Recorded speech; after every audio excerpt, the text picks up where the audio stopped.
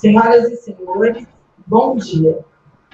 A diretora de Ensino, Pesquisa e Extensão da Universidade de Ribeirão Preto e coordenadora de Pesquisa Estrito Sensu e Extensão tem a satisfação de recebê-los na sessão solene de abertura do 21º CONIC, que discorrerá sobre o tema A Ciência Salva e Equilibra o Planeta. Gostaria de ressaltar que estamos ao vivo pelo canal da TV UNAERP, através do YouTube, e quero saudar todas as pessoas que estão aqui presentes, e devido à pandemia, nós fizemos essa abertura ao vivo, num formato mediado pela tecnologia. Dessa forma, para a saudação de abertura, representando a magnífica reitora, professora Mara Lúcia de Oliveira Bonini, convido a professora Neide Aparecida de Souza Leifeld, diretora da Diretoria de Ensino, Pesquisa e Extensão e Pós-Graduação, Lato Sensu, na UNAERP.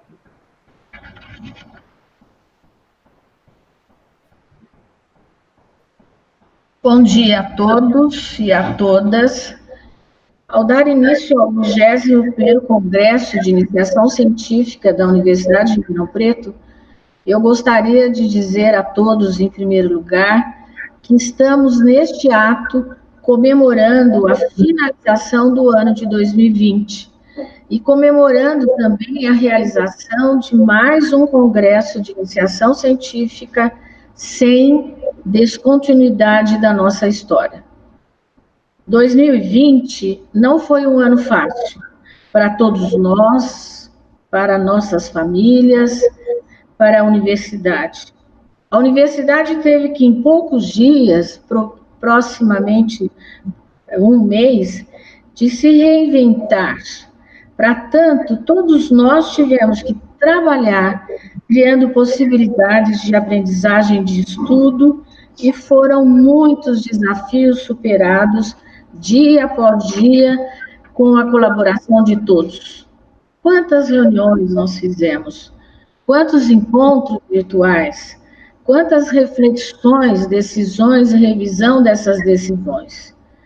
Assim, é necessário valorizar e comemorar o que nós conseguimos alcançar, apesar do medo que ainda permanece quanto à possibilidade de retorno dessa doença. Reconhecemos as nossas dificuldades e também os nossos avanços e superações. E quanto à comemoração de concretização desse 21º Congresso? A decisão pela sua realização também não foi fácil. A nossa diretoria de Ensino, Pesquisa e Extensão começou com essa discussão quando tivemos em março a suspensão das aulas presenciais. Fazer ou não fazer? Como fazer? Quais seriam as nossas possibilidades de realizar o Congresso com sucesso? Fomos, então, elencando tudo o que seria preciso para que o Congresso fosse realizado, mas com uma participação significativa de docentes orientadores e de alunos pesquisadores. Tudo foi, aos poucos, tomando forma, graças a um trabalho de equipe de toda a nossa comunidade acadêmica e administrativa da UNAERP. Posso assegurar para vocês que nós também somos muito fortes nisso, além dos nossos indicadores de qualidade emitidos pelo MEC. A segunda preocupação, então, chegou. Qual seria a temática desse congresso? Uma temática forte que pudesse trazer motivação, vontade mesmo de participar e de apresentar os resultados de pesquisas desenvolvidas, tanto no final de 2019, quanto nesses tempos tão difíceis. Aos poucos, nós fomos chegando à definição da temática. A ciência salva e equilibra o planeta. Qual seria o significado ou o sentido a ser transmitido?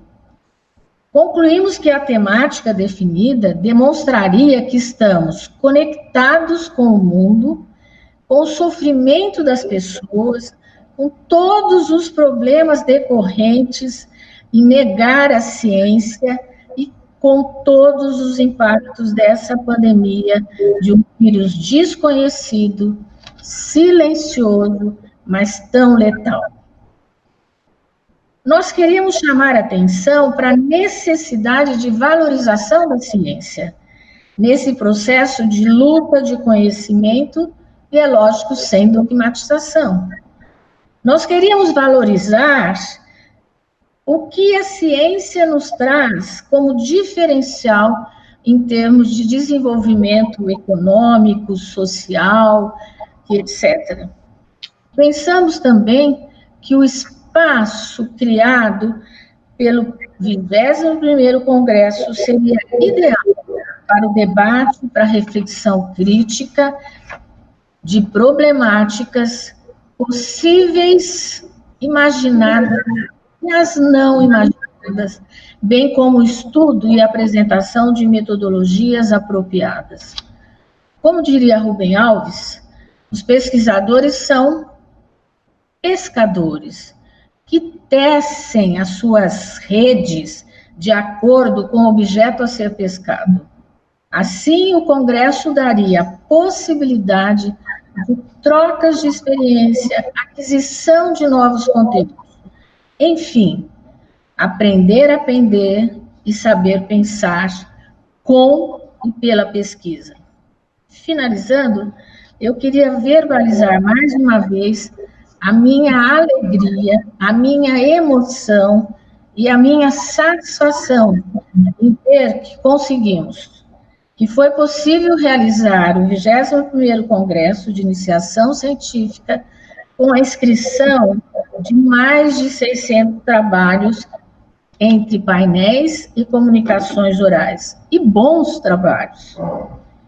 Para nós, educadores, que amamos o nosso trabalho de educar, criando dia a dia oportunidades e sonhos, participando de alguma forma nas histórias de vida dos seus educandos, esse momento de realização do seu aluno, do seu orientando, esse tempo é magnífico e belo para nós. É de uma total realização. Desejo, então, que o 21º Congresso da Universidade de Ribeirão Preto tenha muito sucesso. Obrigada.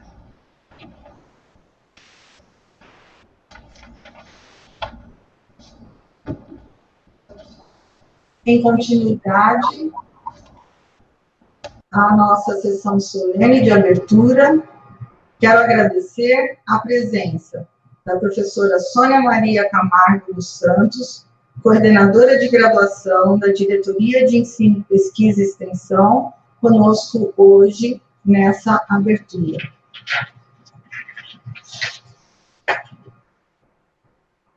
Em continuidade a essa sessão, vamos agora para a apresentação do coral da UNAERP sobre a regência da professora Cristina Moder.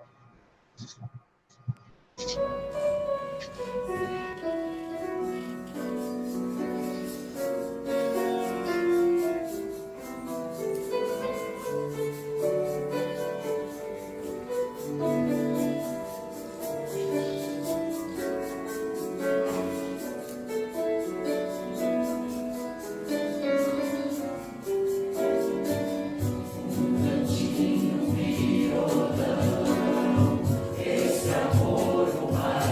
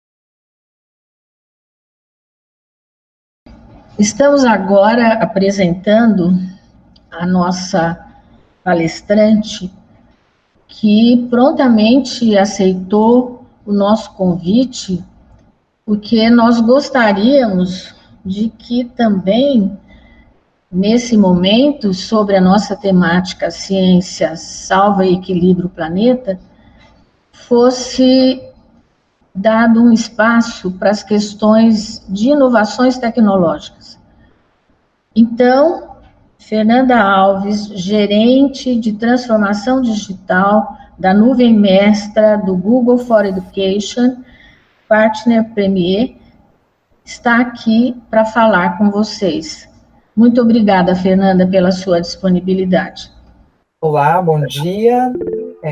Obrigada a todos novamente, obrigada pelo convite.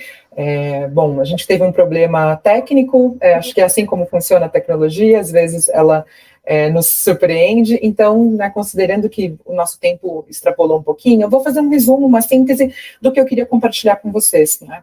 Então, como eu havia dito ali no comecinho, para quem estava com a gente, eu queria fazer essa interface entre o letramento científico e o letramento digital. Então, todas aquelas habilidades que os acadêmicos, os universitários, precisam aprender para escrever num texto científico, para ler textos científicos, lá, então, para, na verdade, estudar e produzir, elas se cruzam hoje, como a gente acabou de ver aqui, né, com recursos digitais. Então, para fazer a divulgação desse evento, há uma série de ferramentas, para fazer a mediação desse evento, a gente está contando com tecnologia. Então, eu queria fazer esse resgate, porque eu acho que ele é super importante para a continuidade da pesquisa, para a continuidade da ciência. Eu ia falar um pouquinho sobre as concepções de letramento, então, sugiro que vocês deem uma procuradinha para saber, puxa, de onde vem, né, esse termo, por que a gente fala de letramento científico, por que a gente fala de aprender a produzir, a ler ciência, né, a entender conceitos científicos, qual que é a relevância disso, né? Se a gente for pensar hoje na nossa sociedade, o quanto é importante ter um determinado discernimento científico para, por exemplo, compreender a importância da vacina, né, o quanto a gente usar máscara, por exemplo, nos ajuda a proteger, né? Então, são vários aprendizados que têm ali um impacto na vida prática, na vida cotidiana. Então, isso também faria parte do letramento científico e, claro, num grau mais alto, tudo que vocês fazem, né, na universidade, fazem tudo isso, todas essas práticas que vocês desenvolvem fazem parte também de um letramento que é científico. E aí ele se cruza hoje, né, nesse mundo conectado em que a gente vive, com uma série de habilidades digitais. Então, como eu uso diversas ferramentas para me comunicar, para compartilhar conhecimento, para produzir conhecimento. E era disso que eu queria tratar com vocês. Eu tinha feito uma pesquisa pensando no letramento científico do brasileiro, então encontrei um documento que é muito relevante, então sugiro, não vou ter tempo de falar dele, mas sugiro que vocês deem uma olhada, é um indicador do letramento científico do brasileiro, e aí tem um dado bem importante, eles categorizam, né, em níveis de proficiência de letramento, e tem um dado bem bacana, bacana por um lado, mas acho que preocupante por outro, que nessa pesquisa, nesse índice de letramento feito em 2014, nós estaríamos, assim, só 5% da população com um letramento científico proficiente. Né? Uma grande parte isolada, na verdade, distanciada de toda a produção de conhecimento da ciência. E aí, pensando, né, nesse gráfico, nesse resultado que tem nesse documento, acho que cada vez faz mais sentido a proposta do Congresso, né? Então, se a ciência salve e equilibra o planeta, qual é o nosso papel dentro da universidade para fazer essa divulgação científica, né? Acho que um congresso ele acaba cumprindo uma parte disso, mas como a gente continua fazendo essa divulgação e levando isso para fora, né, dos muros da universidade. Então, acho que o nosso papel também em talvez diminuir esse índice tão baixo, ou na verdade aumentar, né, esse índice para que mais gente tenha proficiência, para que mais gente possa entender textos jurídicos, científicos, né, de todas as áreas do conhecimento. E aí fiquei pensando que na iniciação científica, né, nesse congresso, a gente passa por dois processos. Um que é a aprendizagem do mundo da ciência, então todo mundo teve que aprender a construir um projeto de iniciação, a definir os objetivos, depois a apresentar os resultados, né? Então escrever um resumo, escrever um artigo, fazer uma comunicação oral, então todo mundo passou, né, por esse processo de ler os textos, de resenhar, de resumir, de localizar ideias, mas vocês na universidade hoje também passam por um processo de aprendizagem no mundo digital, né? E é dele que eu quero falar. Então eu trouxe vários recursos aqui, só para dar alguns exemplos de como os recursos digitais podem contribuir para a produção científica de vocês. Então, como ferramentas simples podem ajudar nesse processo. E elas, claro, vão se combinar com todas essas outras atividades que vocês realizam, né? Então, esses dois processos, eles vão andar de forma paralela. E acho que isso tem bastante importância, pensando que hoje, né, um currículo profissional, então todo mundo que está se formando na universidade, tem ali uma base de conhecimentos que está na vertical, que são os conhecimentos científicos, técnicos de cada área, né? Então o meu conhecimento da área de educação física, da área de jornalismo, da área de engenharia, da área do direito, mas tem uma série de outras habilidades que a gente precisa desenvolver, de relação pessoal, de comunicação, e eu colocaria também ali nessa horizontal as habilidades digitais. Então, acho que elas são importantes porque a gente vai ter que conectar, né, todas elas para o nosso desempenho, seja depois numa vida como pesquisador, seja no mercado de trabalho, transferindo aquilo que a gente aprendeu na universidade. E aí, na prática, para ser bem breve, trouxe alguns exemplos para vocês. Então, o meu mundo hoje digital, ele se concentra bastante no mundo Google for Education, mas é claro que outras tecnologias, outras ferramentas podem também contribuir para a prática universitária, podem contribuir para a pesquisa acadêmica, mas eu trouxe aqui, né, um recorte, que é o recorte Google for Education. E aí fiquei pensando que a primeira coisa, né, que a gente poderia destacar, pensando na divulgação científica, no acesso à informação, é o Google Acadêmico. Então, para quem não tem um perfil no Google Acadêmico, seria bacana fazer. Então, procurem aí Google Acadêmico, vocês vão ver que tem como você logar, fazer seu perfil e você conectar a sua produção científica. Então, alguém pesquisa por você, né, coloca o seu nome, essa pessoa vai encontrar as suas informações, a sua formação universitária e a sua produção. Então, todo mundo que está começando a produzir, né, fez um trabalho que está sendo divulgado nesse congresso, pode depois ter uma consulta ampliada, se vincular esses dados ao Google Acadêmico. Então, minha primeira dica seria, usem o Google Acadêmico tanto para pesquisa de fontes, de referências, né, vocês podem pesquisar artigos, livros, mas também para mapear a própria produção de vocês, a que vocês estão iniciando agora, ou a que vocês estão dando continuidade. Então, primeira dica. A segunda é, armazenem essa produção, né, de conhecimento na nuvem. Eu vi um exemplo, uma notícia, acho que 2 meses atrás, que me deixou, assim, bastante preocupada. Um estudante de doutorado ou de mestrado, já não lembro, foi assaltado, né, teve o seu computador roubado alguns dias, uma semana antes de fazer a defesa. E o texto da defesa estava no computador. Então, o quanto a nossa produção científica pode se perder se eu tiver, né, o armazenamento só num dispositivo.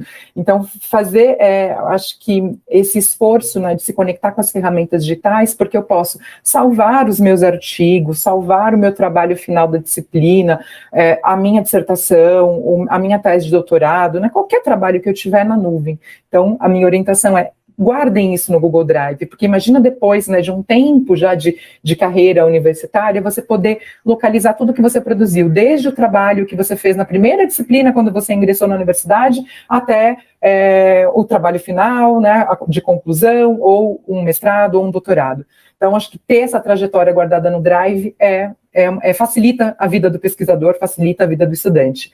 Eu gostaria de ter tido essas ferramentas quando eu fiz toda a minha trajetória, porque hoje eu preciso localizar, subir para o Drive, localizar formato. Então, acho que essa é uma das vantagens que a gente tem na mão, né, para armazenar e acessar de qualquer lugar, acessar de qualquer dispositivo.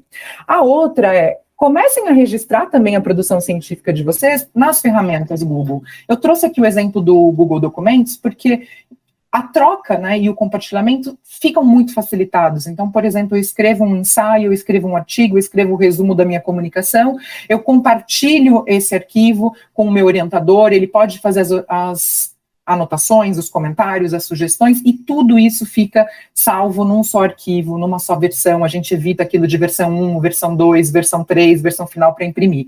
Então, acho que registrar isso numa ferramenta que permite esse acompanhamento e esse progresso, né, eu posso, por exemplo, tanto nas apresentações quanto nos documentos, ver o histórico de versões de um arquivo. Então, eu consigo, por exemplo, fiz uma determinada alteração num documento hoje, e amanhã eu me dou conta, não era o melhor, era melhor voltar para a versão de anteontem. Então, eu tenho como resgatar essas versões. Então, acho que para a produção científica, trabalhar num documento que é digital, atualizado em tempo real, é uma boa. Então, fica aqui também uma outra dica. Coloquei também aqui, já finalizando a minha apresentação, o Google Keep, né? Então, o quanto a gente precisa, ao longo da nossa vida de estudantes, tomar notas, seja estando em aula, eu quero fazer uma pequena anotação, ou quando a gente está com a cabeça num artigo, numa proposta, num objetivo de pesquisa, a gente vê alguma coisa na rua, ou vê um livro, quer tirar uma foto. Então, fica a minha dica para usar o Google Keep para essas anotações, para esses registros. Eu posso, por exemplo, tirar uma foto de um post-it, eu posso tirar uma foto de uma página de um livro, eu posso gravar uma anotação de voz, e tudo isso depois eu recolho, eu posso, inclusive, transformar, levar para um documento Google. Então, essas anotações esparsas que a gente costuma fazer, quando tem uma ideia, quando tem um insight, depois eu posso levar para um texto onde eu vou, né, resgatar, eu vi isso em tal livro, eu vi isso na parede e queria resgatar. Então, acho que ajuda também nesse processo de sistematização e de organização dessas referências que a gente vai acumulando, né, na vida acadêmica. Eu coloquei aqui também um recurso que é relativamente novo e que está associado ao Google Sala de Aula, que é o relatório de originalidade. Não vou comentá-lo agora, porque queria encerrar com o Google Formulário, né? Quanto a gente tem visto, por exemplo, pesquisas, agora durante a pandemia, né, pesquisas sobre práticas de atividade remota, tudo quanto é pesquisa circulando no Google Formulário. Então, também invistam nessa ferramenta. Se você tem que coletar dados, se você vai precisar tratar depois esses dados, eu posso levar esses dados para uma planilha, eu posso ter gráficos automáticos, tabelas, né? Então, é uma forma de colher muito facilmente, em tempo real, a resposta, né, desse dado que você está coletando, mas também é muito fácil tratar esses dados e ter ali recursos para analisar esses dados. Então, acho que essa é uma ferramenta que também pode contribuir, é a tecnologia contribuindo para essa análise de dados que importa tanto na ciência. Eram essas as dicas que eu tinha para compartilhar com vocês. Claro que eu gostaria de ter tido mais tempo, mas espero que pelo menos algumas dessas possam servir, possam ser úteis na vida acadêmica de vocês e que vocês possam, né, fazer essa integração entre tudo que está sendo aprendido, compartilhado na universidade e que tudo isso possa ter mais visibilidade ainda usando os recursos digitais. Então, mais uma vez, eu agradeço o convite, né, foi uma alegria participar com vocês. Agradeço o convite, foi uma alegria participar dessa abertura do 21º CONIC. Eu gostaria de agradecer a Fernanda e dizer que foi muito boa a sua fala, ilustrativa, e agradecer a sua disponibilidade em estar conosco nesse momento. Vamos fazer um agradecimento especial pela presença da professora doutora Suzileide Castro França, coordenadora do programa de biotecnologia, mestrado e doutorado, e pelas suas palavras postadas, nos parabenizando pela resiliência em manter a continuidade dos nossos congressos de iniciação científica.